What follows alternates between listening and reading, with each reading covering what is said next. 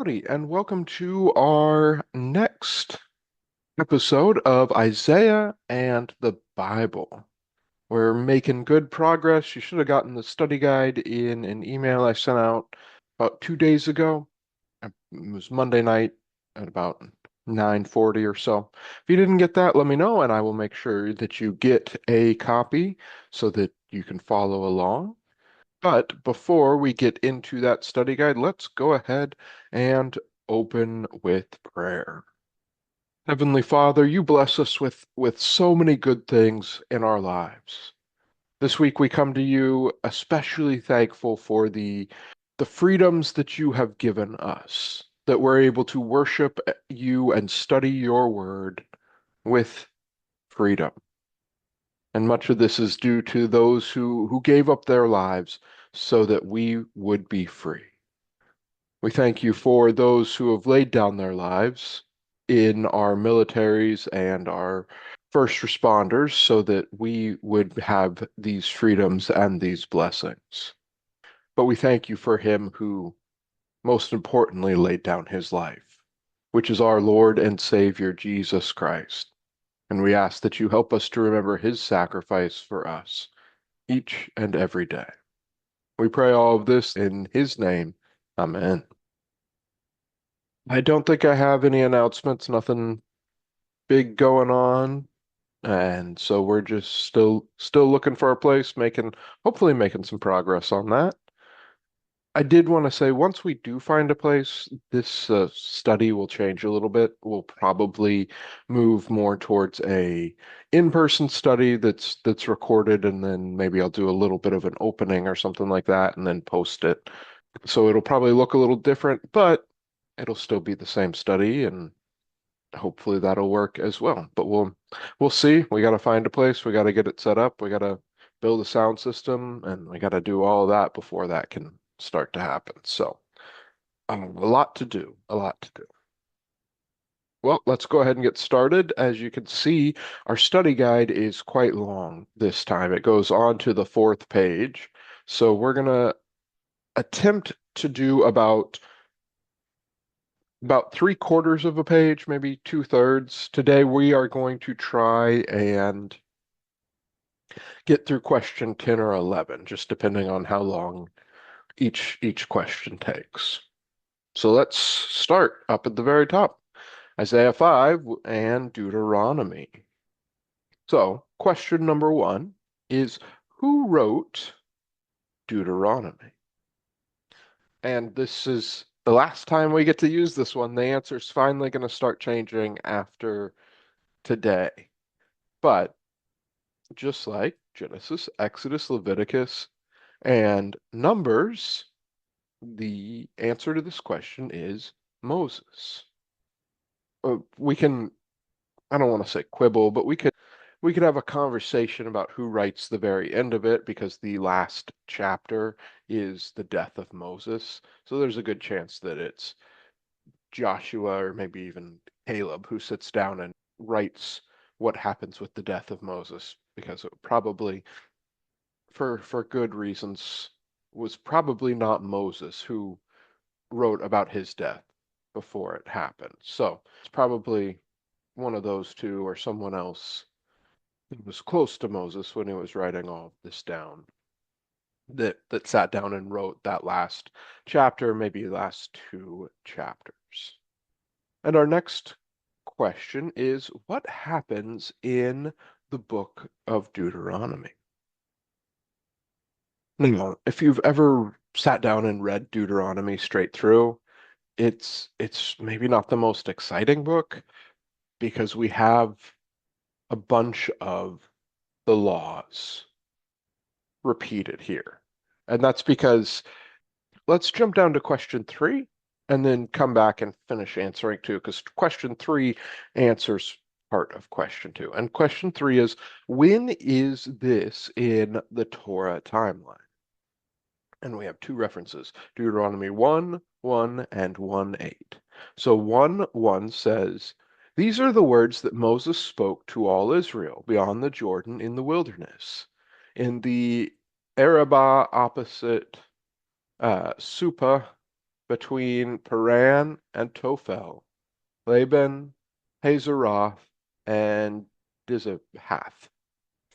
So I none of those names probably mean absolutely anything to you. Paran is something that we do hear a little bit, but I guess beyond the Jordan and the wilderness. So they are on the south slash east side of the Jordan before they cross it into the promised land. And 8 says, See, I have set the land before you. Go in and take possession of the land that the Lord swore to your fathers, to Abraham, to Isaac, and to Jacob, to give them, to give to them and to their offspring after them. So, using those two context clues, we know exactly when this happens. This happens at the very, very tail end of the exile. And we won't go through the Torah timeline again because we've gone through it a number of times. But remember, we have the laws given in Exodus, and we get a few more in Numbers. Genesis, Exodus. And I guess, they're given a bit in Exodus, mostly in Leviticus. And then we get a few more in Numbers, or are reminded of a few more in Numbers. And then Numbers, is the time in the desert. And then, so then when you get to Deuteronomy, it's the very end. We saw them come to the edge of the promised land in Numbers, but in Deuteronomy, we see the number or the laws being reread. For example, the basically chapter 12 through 26, so almost half the book, are the laws being reread, retold to the people so that they will be able to know them when they go into the promised land. And then 27 and 28 are the blessings and curses. We're going to see a lot of that in this Bible study. And then the before that and after that, like before that, we have the Ten Commandments being reread, and we have the tail end of Numbers when they defeat King Og of Bashan, and Moses being forbidden to enter the Promised Land. Those are happen early on, and then at the end we see the death of Moses, Joshua succeeding Moses, all that kind of or those kind of things. So that's the outline, and all of this, as we kept saying before, all of this takes place very, very quickly. It's a not longer book, but it's average with 34 verses, but with all of this, it takes place in a very short time. Unlike Numbers, which took place 36, 38 years, somewhere around there, this one takes place in just at most a year, probably a lot less than that, probably within 2, 3 months, just looking at what happens. It's because you have the laws being reread and all that kind of stuff going on that it does take a while. So that with what that answers what happens in the book of Deuteronomy and when is this in the Torah timeline. And question number 4 is a bit more subjective, I guess is what I'd say. It says, how do you think this will line up with Isaiah? And this one you're going to have to answer for yourself. You kind of have an overview of what happens in Deuteronomy. That's what I've been talking about for the last 5 minutes or so.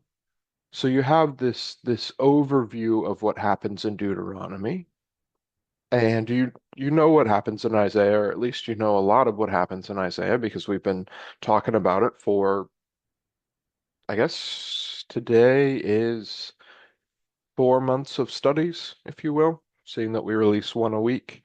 If this is 16, that's give or take, we've been doing this study for 4 months. So you're going to have to ask yourself, or you're going to have to answer this question for yourself. But I'm just going to say, I think that we're going to see a lot of parallels, not only with Isaiah, but with the rest of the Bible. And I say this, well, first off, because I wrote the study.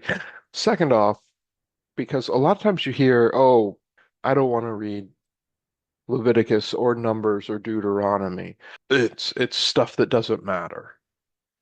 But I think we'll see that that is not the truth, and that is not the case at all. So let's move into verse number 1. It says, "Let me sing for my beloved my love song concerning his vineyard." So I'm gonna I'm gonna kind of give it away with question number 5, but what is the Lord's vineyard? You might have a good idea, but if we turn to Deuteronomy 7, you'll see that the chapter title is called A Chosen People. And it starts with, "When the Lord your God brings you into the land that you are entering to take possession of it, and clears away many nations before you, the Hittites, the Girgashites, the Amorites, the Canaanites, the Perizzites, the Hivites, the Jebusites, 7 nations more numerous and mightier than you, and when the Lord your God gives them over to you, and you have defeated them, then you must devote them to complete destruction." And he goes on to talk about why this is, and hint, it's idolatry and, well, also child sacrifice. But they're just an abomination before the Lord. But then verse 6 is I was what I wanted to get to. "For you are a people holy to the Lord your God. The Lord your God has chosen you to be a people for his treasured possession. Of all of the peoples who are on the face of the earth, it was not because you were more in number than any other people that the Lord set his love on you and chose you, for you were the fewest of all people. But it's because the Lord loves you and is keeping the oath that he swore to your fathers, that the Lord has brought you out with a mighty hand and redeemed you from the house of slavery, from the hand of Pharaoh, king of Egypt." So he builds them up and then he kind of cuts them down there, right? It's the Lord loves you. You're his chosen people. You are his vineyard, but not because you were, the best. It's just because the promises that he has made to Abraham and Isaac and Jacob, but especially to Abraham. And those promises are Christ. Those promises are, uh, when he talks about be blessing every nation, people, tribe, and family, that is looking forward to Christ. The promised land, yes, it's this plot of land that's been fought over for 4,000, 6,000 years, probably about closer to 4,000, about 4,000 years, but the real promised land is heaven and then the new heaven and new earth. And so this is this is the Lord's vineyard. At this point, it is a physical, geographic nation. And then after the physical regeneration rejects not only Christ, but the Lord and starts worshiping the laws, then it becomes a non-physical, non-geographic nation, always made up of believers, both in this Old Testament time, believers who are waiting on their Messiah, and in the New Testament time, believers who are waiting on their Messiah, our Messiah, to return. And so we see this, that the Lord's vineyard is his people, is his people that he has made promises to, that he has fulfilled those promises to. He's fulfilling the promise of this land to his Old Testament believers. He fulfills the promise of our Messiah, this promise is found hundreds of times in the Old Testament. to us through Christ. And so the Lord, despite what we're going to see coming up about what his nation, what his vineyard does, he always fulfills the promises that he gives to us. So, moving on, the next part of verse 1 says, "My beloved has a vineyard on a very fertile hill. He dug it and cleared it of stones and planted it with choice vines." So thinking about question 5, the last question, what does this verse mean? Kind of already answered that one, didn't I? But once again, the Lord makes promises of a promised land. He makes it to Abraham when he promises that he will give him and his descendants that specific land. He makes it to Moses and Joshua and all of the people underneath them at this point as he's about to give them that land, as he drives out the abominations before them. And he makes it to us, to his current holy nation, those who make up the Christian faith, in that he will give us this promised land, first in heaven, but ultimately in the new heaven and new earth. And especially with that one, he has dug it and cleared it of stones and planted it with choice vines. So he's dug it and cleared it of sin, of every evil. That's what the promise of the new heaven and new earth is, that the sin that was brought in, not just to us humans or to animals and plants, but to the entire world, is removed. Those things that cause problem, the stones, if you ever even gardened, especially around Waco, but I'm sure other places too, the often the soil is full of rocks and stones, and you have to pull those out and get them out of the ground. And it feels like no matter how often you do that, there's always another rock just beneath it. And so we can use that to represent sin. But the Lord has taken his in the promise, and this metaphor is gonna break down in just the next verse, because that's when we get into the wild grapes. But this promise that he's given us is that in the new heaven and new earth, there is no more sin. There are no more stones, and he's planted it with his choice vines. We could also, continuing this idea of the promise of salvation, or the promise of new heaven and new earth, he has planted his elect there, right? Not just anyone, but those that have been saved. So, moving on, the second 2 lines, or I guess 4 lines, you'll notice there's some weird spaces in our study guide. And what I did to save a little bit of space and paper, if you do print this out, was if you go to Isaiah 5, I'll put a picture of it up on the screen. It looks like this. It's written in a poetry form. Like he dug it and cleared it of stones and planted it with choice vines. You get a lot of couplets, that are something, something, something, comma, something, something, something, semicolon. And that'll continue. Sometimes it's something, something, something, comma, something, something, something, question mark.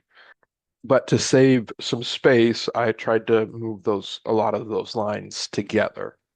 So it's probably the next 4 lines, but on here it just looks like it's 2. So it says, he built a watchtower in the midst of it. This is the second half of verse 2. He built a watchtower in the midst of it, and hewed out a wine vat in it. He looked for it to yield grapes, but it yielded only wild grapes. So what do the wild grapes symbolize? So our reference here is Deuteronomy 12:29 through 32. It says, When the Lord your God cuts off before you the nations whom you go in to dispossess, and you dispossess them and dwell in their land, take care that you shall not be ensnared to follow them after they've been destroyed before you, after they've been destroyed before you, and that you do not inquire about their gods, saying, how did these nations serve their gods? That I also may do the same. You shall not worship the Lord your God in that way. For every abominable thing that the Lord hates, they have done for their gods. For they even burn their sons and their daughters in fire to their gods. Everything that I command you, you shall be careful to do. Do not add or take from it. It's almost, I noticed this as I was writing the study guide. I'm going to go off on a slight tangent. There's another part where the Lord is talking about Israel's kings, future kings. And he says, when you get in there, you're going to look around and see all these other nations that have kings, and you're going to say, we want one too, which is exactly what happens. And then he lists out some regulations on the kings. And it's amazing. It's almost like he knows what's going to happen. Of course, because he does. And one of them is you shall not or he shall not take many wives, lest he I don't remember the exact term, so I'm going to paraphrase here, but basically so that he because if he does, he's going to fall into idolatry. And that's what we see happen with Solomon, who has 700 wives and 300 concubines. He goes off and brings in false worship that David and Saul had worked so hard to get rid of out of the country. Uh, And it's almost the reason I bring this up is because that last line, everything that I command you, you shall be careful to do. You shall not add to it or take away from it. And the whole section as well, but especially this one, it's once again, it's almost like he sees what's going on. First, we're gonna have trouble with people taking away from it, right? We're gonna have trouble with kings, we're gonna have trouble with other people that just don't know it and more likely choose to ignore it. But we're also going to see people literally cut up the Bible and throw parts away into the fire. One of the kings does that with the prophecies of, I believe it's Jeremiah, might be Isaiah. But then the add to it, that's what we see going on during Christ's time. That's what we see going on now, where they have, well, we're within the Jewish community, we're moving, yeah, I guess both directions at once. You have like the reformed ones that are taking away, but then you also have the Orthodox ones who are following in the footsteps of the Pharisees that are they're not taking God's word, they're not taking God at his word, and they add on to the laws, and the problem becomes they're not worshiping God, they're worshiping the laws at this point. And that's exactly what they're doing during Christ's time as well. It's not about God, it's about the law. So this is what the wild grapes symbolize. They symbolize idolatry. They symbolize the people not following after the Lord. Notice everything that the Lord has done to this vineyard. He dug it, he cleared it of stones, he planted it with choice vineyards, he built a watchtower in the midst of it, he hewn a wine vat out in it, and he finally, after all of this work, he looks for it to yield grapes. And instead it yields wild grapes. And I did a bit of research. I asked, are wild grapes edible? And Google says, yes, they're edible, but they can be exceptionally tart and sour when eaten raw. Instead of just snacking straight from the vine, they are more frequently used for making, and this is important, jellies, jams, juices, and wine. Or those four things. What do they have in common? I'm not super common with how you make jellies and jams. I know it's cooking and a bunch of sugar and that kind of stuff. But I'm real familiar with how you make juices and wines. You crush the grapes. So basically, what Google's saying is there's nothing, they're not good for anything to be crushed. That's what we see with these wild grapes. They're not great for just eating. They're small, they're tart, they're not the way cultivated grapes are. I'll put up some pictures, and if you've ever eaten some grapes, the pictures that I see here, they look, at least some of them look almost more like capers in their size. You know, those little things that you put on swordfish. They look almost more like that in size, not in color, but than they do what we know as grapes. And so we see this idea that there's nothing to be done with these wild grapes except for to crush them. And that is what we're going to see happen in the rest of the Bible. Now, oh, okay, moving on to verse 3. And now, O inhabitants of Jerusalem and men of Judah, judge between me and my vineyard. What more was there for me to do for my vineyard that I have not done in it? When I look for it to yield grapes, why did it yield wild grapes? And the next question is, does this remind you of anywhere else in the Bible? And it could remind you of a lot of places, right? We see David use vineyards at times in the Psalms. We see uh, the prophets sometimes talk about them as well. And then we see it with Christ, don't we? And he uses grapes and grape plants all the time. We have the you are the vine, I am the vine, you are the branches. We have a number of times when he talks about vineyards, about wine, and then we have the parable of the wicked tenants.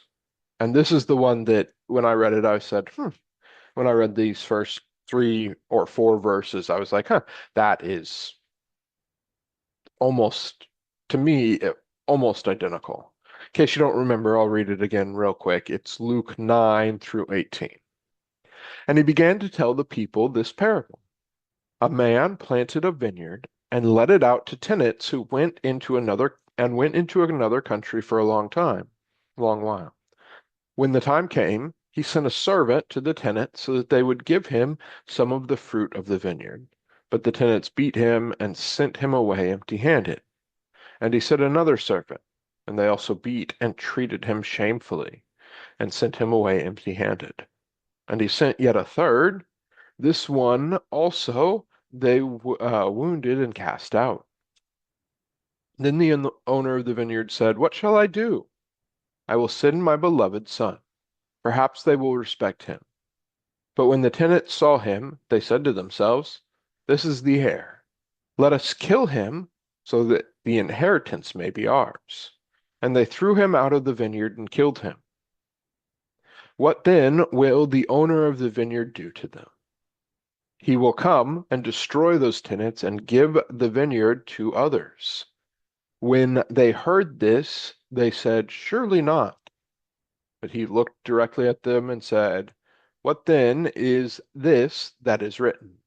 The stone that the builders rejected has become the cornerstone. Everyone who falls on the stone will be broken to pieces, and when it falls on anyone, it will crush him." These teachings are a little different. For the teaching in Deuteronomy is about the people as a whole, but the teaching back in Matthew and Luke are about the leaders. However, I spent some time pulling up Matthew, because if you look at it, hear just the first verse. Jesus says, "Hear another parable. There was a master of a house who planted a vineyard and put a fence around it and dug a winepress and built a tower and leased it to tenants and went to another country." So we see the Lord in both of these. So once again, Deuteronomy is about all of the people, and Matthew and Luke are about the leaders, the Pharisees and the Sadducees. But at the very end, it says, when the chief priests and the Pharisees heard his parable, they perceived he was speaking about them. No doy. Like, come on, who else would he be talking about? This one's not even that hard to figure out. Uh, we see really similar, when we use Matthew, we see the same sort of actions being taken by the Lord. And this leads us into question 9. Why do you think he gives such a similar teaching? And I think there are a lot more parallels than we might see at first. In both these instances, the Lord is giving his people what he has promised them. He's giving them the promised land in Deuteronomy. They're going to turn around and go into the promised land in just the next book, and they're going to take over most of it in the next book. And in Matthew and Luke, he's giving them, his followers, the promised land, right? The promised land of first heaven and then the new heaven and the new. And in both of them, he's telling them, he's given them a clear warning of what's going to happen.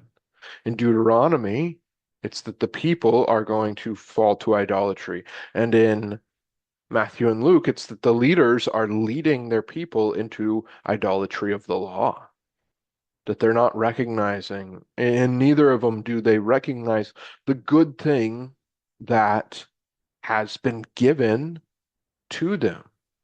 And they're going to squander this, whether it be the leaders or just the people. They're going to squander this promised land that has been given to them. And this squandering in both of them leads to not just earthly death, but to eternal death, right? Because in Deuteronomy, we're talking about them lusting after Baal and Asherah and Molech and Beelzebub and all these other false gods of the Canaanites. We're just going to use just Canaanites to describe them. In Matthew, we hear them lusting after the laws and forgetting the Lord. In both of these parables, we see a group forgetting the Lord. And so he uses, well, the Lord gives this teaching to warn the people of what they're going to do, or hopefully warn them away from what they're going to do. Of course, that doesn't work. And we see Christ use this teaching to warn the people of the leaven of the Pharisees and the Sadducees that are leading them into earthly and eternal death. And what are the outcomes? Well, after probably after about 800 years, Israel is taken into exile forever, meaning the northern kingdom. And 100 years, Judah is taken into exile. With the New Testament, the Lord long suffering, as we heard in the sermon last week, his long sufferingness is not quite as long. For about 40 years later, the country of Israel is destroyed and taken into, once again, forever exile. Yeah. But we also do need to look at question 10, which says, looking ahead, this is looking ahead a bit, but what does this have to do with Deuteronomy 29? And Deuteronomy 29, we're not going to read any of it, but it's the covenant is renewed in Moab. And this is basically that the people will follow God's laws. The Ten Commandments, the food laws, the clothing laws, all of those laws, they agree to follow. And in fact, no, it's not in this one. There's one part where he lists off the main categories of the law, and they say, yes, we'll follow those. So it's not even like they can say, oh, well, we didn't know that we couldn't eat rock badgers, or we didn't know that, insert whatever law you want here. They knew them. They sat there and agreed to them. And the law had just been reread to them. Are they going to follow the law? Well, let's look and see what. what verses 5 and 6 say. And now I will tell you, what do I do to my vineyard? I will remove its hedge, and it shall be devoured. I will break down its wall, and it shall be trampled down. I will make it a waste, and it shall not be pruned or hoed, and briars and thorns shall grow up. I will also command the clouds, and they will rain no rain upon it. So we see what's going to happen in Isaiah, or what's going to happen just shortly after Isaiah when they don't follow the law, what happens to them. And this is, of course, not the first time they haven't followed the law. It's just continuing, and it's kind of getting to a point where the Lord can't just send another nation to invade them for a short while or send a plague or anything like that, that there has to be a real exile to really wake these people up from their idolatry. Of course, it just like everything else with humans, they take it way too far and they move from idolat idolatry with Baal and Asherah and Molech and all these false gods, and they swing back and things are looking good in Ezra and Nehemiah, and then they swing way too far. And that brings us to the New Testament, where they're idolizing the laws.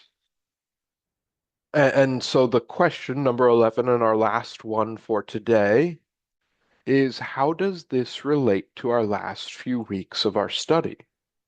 Well, we see the Lord bring the people out of their 400 years in Egypt, and due to their hard-headedness, due to their stubbornness, they spend 40 years in the desert.